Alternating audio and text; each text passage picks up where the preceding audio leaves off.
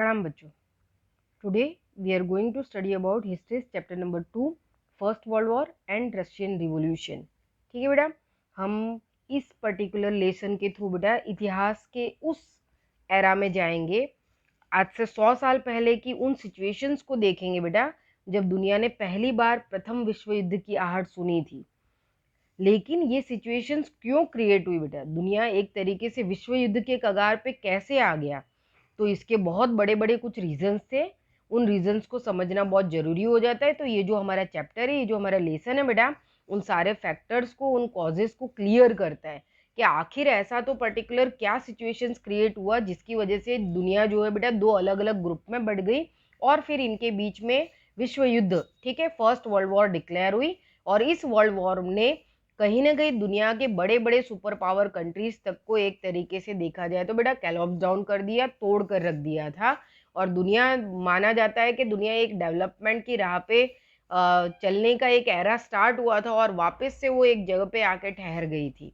Okay, तो यहाँ पे इस लेसन के अंदर ऐसे हम बहुत सारे कॉजेस के बारे में देखेंगे बेटा, उन सिचुएशंस को समझेंगे कि आखिर ऐसे ऐसे क्या क्या सिचुएशंस क्रिएट हुए जिसकी वजह से दुनिया के अंदर इतना ज़्यादा जो है विश्वास जो है, ट्रस्ट जो है वो ख़त्म हो गया और एक देश दूसरे देश के खून का प्यासा हो गया। इस तरीके की सिचुएशन क्रिएट हो गई थी। और उसके बाद हम रशियन रिवॉल्यूशन को भी देखेंगे बेटा कि क्यों रशिया के अंदर एक तरीके से बेटा बॉल्शविक रिवॉल्यूशन, जिसके अंदर हम बॉल्शविक क्रांति के रूप में उसको जानते हैं, कि 400 साल के 300 साल के तशार और कजारडम के शासन को गिरा के एक तरीके के रशिया के अंदर बेटा रूलिंग उसके स्टार्ट हुई, एक गवर्नमेंट सिस्टम स्टार्ट हुआ। तो वो बदलाव रशिया में कैसे आया, ये सारी चीजें हम इस लेसन में पढ़ेंगे क्योंकि ये पर्टिकुलर दोनों सिचुएशन एक ही टाइम पीरियड में हुई थी। ओके, तो यहाँ पे हम देखते हैं बेटा कि the yearning of the western European countries for the expansion of the empire and acquire the new territories colonies resulted in this countries going to Asia and Africa. Yearning का मतलब होता है बेटा एक तरीके की लॉन्गिंग, यानी कि एक तरीके की इच्छा, एक तरीके की महत्वाकांक्षा, एक तरीके की लालसा। बराबर, यूरोपियन कंट्रीज के अंदर जो सुप्रीम कंट्रीज थे बेटा, सुपर पावर कंट्रीज थे, जो ट्रेडिंग पर्पज से काफी स्ट्रांग बन चुके थे, वो कहीं ना कहीं अपने एम्पायर को एक्सपेंशन उसका करना चाहते थे और कहीं ना कहीं अपनी टेरिटरीज को, अपनी कॉलोनीज को, यानी कि अपनी ट्रेडिंग संस्थाओं को बेटा, अपने ट्रेडिंग इंस्टीट्यूशंस को बढ़ाना चाहते थे। पहले ये उनका मोटो जो है बेटा वो ट्रेडिंग तक एक तरीके से रिलेटेड था, लेकिन धीरे धीरे धीरे इसी पर्पज से उन्होंने अपने आसपास के छोटे छोटे छोटे और बड़े देशों को भी उन्होंने कैप्चर करना स्टार्ट कर दिया। तो ये कहानी जहाँ से शुरू होती है बेटा, कौन कौन से कंट्रीज हैं जो इसके लिए रिस्पॉन्सिबल बने और उन्होंने इस तरीके की सिचुएशंस को वर्ल्ड में क्रिएट किया, उसके बारे में हम इस लेसन में देखेंगे। देखो यहाँ पे लिखा है कि thus they established their colonies and expanded their rule। उन्होंने कहीं ना कहीं अपनी कॉलोनीज को एक्सपेंड किया, अपने रूलिंग को एक्सपेंड किया। Consequently there arose a competition between the European nations to establish the colonies। और एक तरीके से देखा जाए तो बेटा यूरोपियन नेशंस के बीच में फ्रांस है, इंग्लैंड है, बराबर स्पेन है, इटली है, जर्मनी है, ये सारे देशों के बीच में बेटा एक ट्रेडिंग वॉर, व्यापार की एक लड़ाई शुरू हो गई कि कौन सबसे ज्यादा वर्ल्ड में से इकोनॉमिकल वेल्थ को जो है वो कैप्चर्ड करेगा। वो कौन कौन से देश होंगे जहाँ पे रिसोर्सेज ज्यादा हैं, तो किसकी कॉलोनीज कहाँ पे ज्यादा से ज्यादा बनेगी।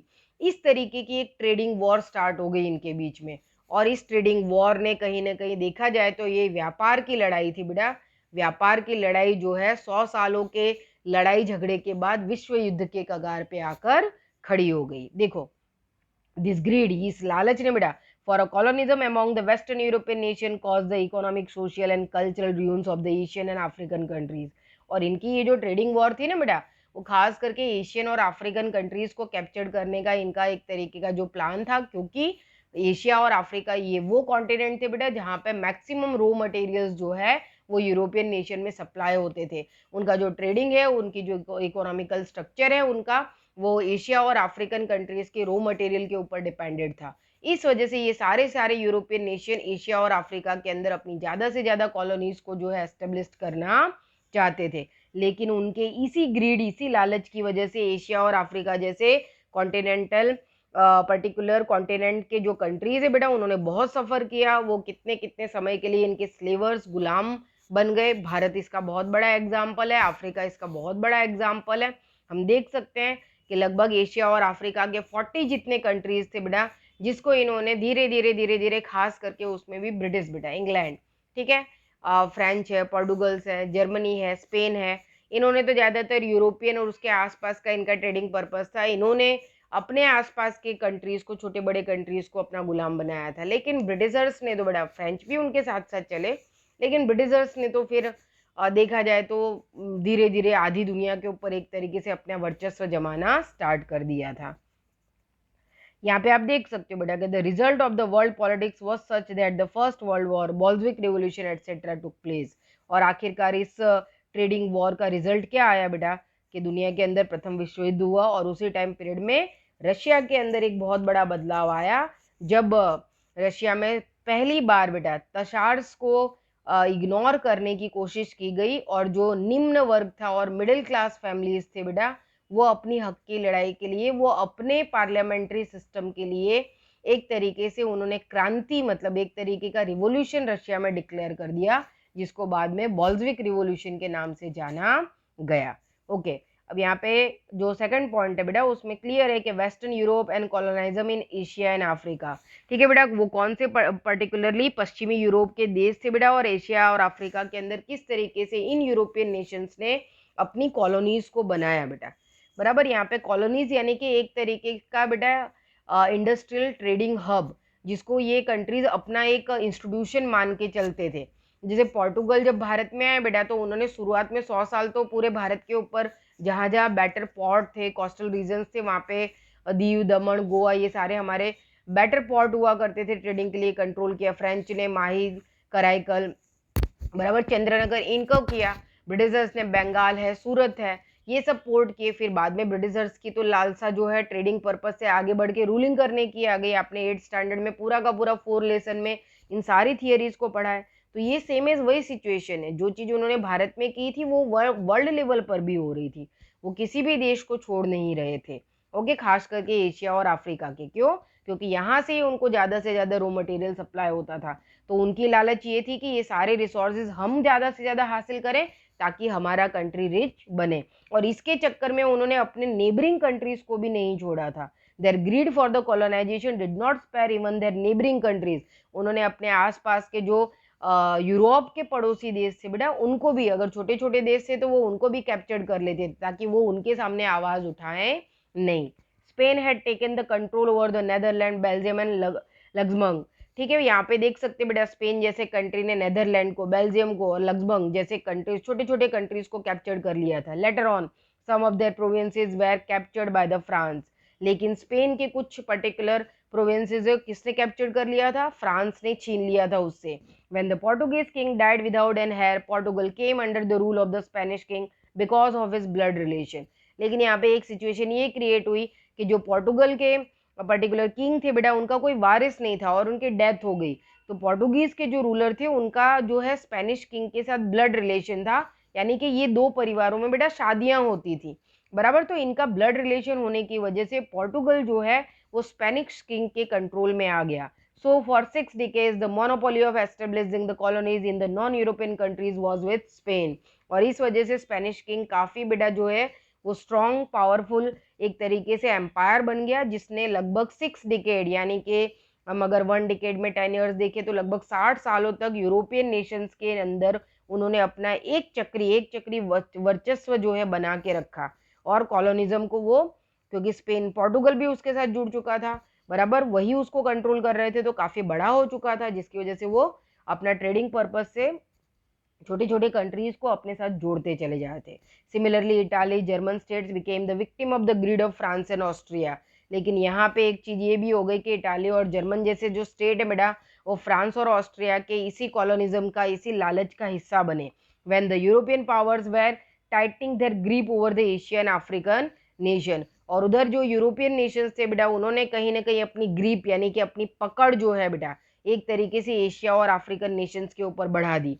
Many of the European nations which had became the free following the footsteps of the England made many of the Afro-Asian nations their colonies। बहुत सारे जो यूरोपियन नेशन है बेटा, वो कहीं ना कहीं जो है कुछ पर्टिकुलर जो है वो फ्री हुए बेटा, क्योंकि उनके जो आगे के जो बड़े ऑनर्स थे बराबर, वो एशिया और अफ्रीका की तरफ अपनी सत्ता जो है उसका हस्तक्षेप जो है बढ़ाना चाहते थे बराबर। तो उन्होंने यूरोपियन नेशन में एक तरीके से देखा जाए तो उन चीजों को फ्री ऑफ कर दिया, क्योंकि उनको पता था कि हमको जो चीज चाहिए वो हमको एशिया और अफ्रीका से मिलने वाली है, तो यूरोपियन नेशंस को कंट्रोल करके कोई बहुत इतना फायदा नहीं मिलने वाला है, तो इनको फ्री ऑफ रहने दो, भले ये छोटे छोटे कंट्रीज है, लेकिन अफ्रीका और एशिया के ऊपर कंप्लीटली यूरोपियन नेशंस का कंट्रोल हो जाए। इस तरीके से ब्रिटेन है, फ्रांस है, बाद में इसमें जर्मनी भी जुड़ा, स्पेन है, इन बड़े बड़े यूरोपियन नेशंस ने एक तरीके से ट्रेडिंग वॉर स्टार्ट कर दी। ये सभी के सभी ये सोचते थे कि एशिया और अफ्रीका की ज़्यादा से ज़्यादा जो है ट्रेडिंग कॉलोनीज है वो हमारे कंट्रोल में हो, ताकि हम ज़्यादा से ज़्यादा इकोनॉमिकल वेल्थ को हासिल कर सकें। ओके, अब यहाँ पे देखो कॉलोनिज्म इन एशिया, एशिया के अंदर कौन कौन सी कॉलोनीज थी बेटा और किसने किसने कैप्चर्ड की। After the strengthening its grip over the India, England expanded its empire to Sri Lanka, Myanmar, Singapore, Malaysia. England entered into China also, but due to the opium trade between the England and China there were the wars which came to be known as opium war in history. Opium का मतलब होता है बेटा अफीण, आपने सुना होगा, एक तरीके का वन काइंड ऑफ ड्रग्स होता है। अफीण की खेती भारत में बेटा कम मात्रा में होती है, बहुत ज़्यादा तो नहीं होती, लेकिन अब धीरे धीरे बढ़ चुकी है। लेकिन चाइना में उस समय बेटा बहुत ज़्यादा वे में जो है ओपियम जो है इसकी मतलब एक फार्मिंग की जाती थी, और कहीं ना कहीं उन कॉलोनीज को जो है कैप्चर्ड करने के चक्कर में जो है चाइना और ब्रिटेन के बीच में एक तरीके से देखा जाए तो वॉर हुई, जिसको ओपियम वॉर के नाम से जाना जाता है। अफीण एक तरीके का बेटा ड्रग्स होता है, ठीक है ना, हमको पता है नशीला पदार्थ है जिसका अलग अलग तरीके से यूज होता है, नो डाउट इसके कुछ मेडिसिनल यूज भी होते हैं, लेकिन वो बहुत ही 0.0 समथिंग मतलब प्रोपोर्शन में यूज होते हैं वो, क्योंकि हर बेटा मेडिसिन ड्रग्स ही होता है, लेकिन उसका एक अपना मेजर होता है, एक माप होता है जिसके हिसाब से उसको यूज किया जाता है। लेकिन जैसे हम ड्रिंक करते हैं है ना, तो पर्टिकुलरली जो लोग होते हैं, कुछ लोग होते हैं उसको एक दवा के रूप में बस जरा सा 2 चम्मच 3 चम्मच, लेकिन कुछ लोग ऐसे होते हैं कि पूरी बोतल गटक जाते हैं, है ना। तो जैसे कि भाई देखा जाता है बहुत सारी जगह पे ये कंपलसरी होता है, अगर आप ठंडे प्रदेश में रह रहे हो 13,000 14,000 16,000 फीट की ऊंचाई पे बेटा, तो वहां पे तो इसको दवा के रूप में यूज किया जाता है बेटा। क्यों? क्योंकि ये ठंडी से प्रोटेक्शन करता है। इवन ऊंचाई पे रहने वाले सोल्जर्स के लिए भी ये कंपलसरी होता है, ताकि उनकी बॉडी में गर्मी बनी रहे और वो ठंडी से प्रोटेक्ट कर सके। तो बहुत सारी चीजें समझने वाली, आगे जाके देखेंगे। तो यहाँ पे हमने देखा बेटा कि इंग्लैंड ने किस तरीके से इंडिया, श्रीलंका, म्यांमार, सिंगापुर, इन सारे देखा जाए तो एशियाटिक कंट्रीज को अपने कंट्रोल में लिया। उसने चाइना को कंट्रोल किया। चाइना और इंग्लैंड के बीच में एक तरीके से ओपियम को लेके, अफीण को लेके बेटा काफ़ी लड़ाइयाँ हुई, जिसमें इंग्लैंड और चाइना के बीच में 1839 से 1842 के बीच में वॉर हुई, जिसमें चाइना वॉर में मतलब एक तरीके से डिफीट हुआ, वो हार गया। और उसके बाद उसको अपने मेजर 5 पॉर्ट्स जो हैं, यहाँ पे दिख रहा है आपको कि 5 पॉर्ट्स जो हैं वो इंग्लैंड को दे देने पड़े। England could carry on their trade and दस expanded their empire, taking the advantages of China's weakness. Japan, Russia, Germany, France, Belgium and America also acquired the trade and political rights. जब बाकी के European Nations और इन लोगों ने देखा बेटा Japan, Russia, Germany, France, Belgium और अमेरिका ने, तो उन्होंने भी कहीं ना कहीं चाइना के अंदर अपनी टेरिटरीज को बनाना स्टार्ट कर दिया और इन पॉलिटिकल राइट्स को एक तरीके से यूज करना स्टार्ट कर दिया और चाइना को एक तरीके से वीक बनाना, उसने कमजोर करना स्टार्ट कर दिया। enormous oil resources in the desert region of the western Asia attacked the European to establish the colonies. western European sorry Asian countries में हमने देखा है बेटा कि ऑयल रिसोर्सेज बहुत ज़्यादा हैं, तो यहाँ पे भी कहीं ना कहीं यूरोपियन नेशंस की वो जो लालच थी कि सारा का सारा जो ऑयल रिसोर्सेज है ये हम ले लें, उस चक्कर में उन्होंने वहाँ पे भी अपना कॉलोनिज्म बढ़ाया। England, Germany, Russia and America established the oil companies in Iran, Iraq, Kuwait, Saudi Arabia and the Bahrain and made the efforts to take care of their own interest. और उन्होंने कहीं ना कहीं ये पर्टिकुलर जितने भी western Asiatic countries है बेटा, खास करके सारे अरेबिक कंट्रीज आपको दिख रहे हैं, ईरान है, इराक है, कुवैत है, सऊदी अरेबिया है, बहरीन है, जहाँ पे हम बोलते हैं ना कि दुनिया के सबसे ज़्यादा ऑयल रिफाइनरीज है बेटा, वहाँ पे तेल के कुएँ हैं, है ना, हमारे यहाँ पानी के होते हैं, उनके यहाँ तेल के कुएँ हैं, सोचो आप। और इनके ऊपर जो है उन्होंने अपना एक तरीके का वर्चस्व बना लिया बेटा।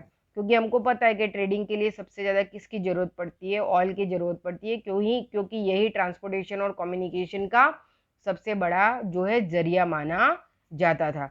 तो कहीं ना कहीं यूरोपियन नेशंस की जो ग्रीड है बेटा, जो लालसा थी उनकी एक तरीके से वर्चस्व बनाने की, सुप्रीमेसी को कंट्रोल वो करने की, एस्टेब्लिश करने की, और अपने ट्रेडिंग मतलब पर्पस को जो है वो बाकी सबसे मतलब, क्योंकि हर यूरोपियन नेशन ये सोचता था कि अगर मैं इकोनॉमिकली बहुत स्ट्रांग हो जाऊंगा, तो अगर हम इकोनॉमिकली स्ट्रांग होंगे तो बेटा बाकी सारे फैक्टर्स को भी हम स्ट्रांग बना सकते हैं।